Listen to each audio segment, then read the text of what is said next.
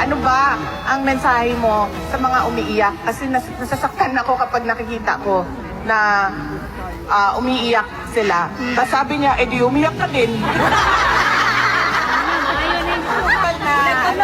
Yung sense of humor niya. So sabi niya, di umiyak ka din. Then sabi ko sa kanya, alam mo, wala akong masasolve na problema kung iiyak ako. Tama. Yeah, tama! So sabi ko, ano lang, ang kailangan ko lang ngayon ay ang mensahe mo sa kanila para hindi, mabigat sa loob, sa damdamin nila.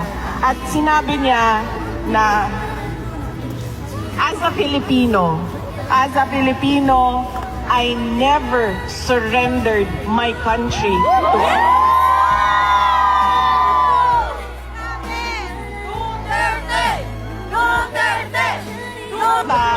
Sinabi niya, wala kayong kasabi na meron akong Pilipino na binigay sa mga dayuhan.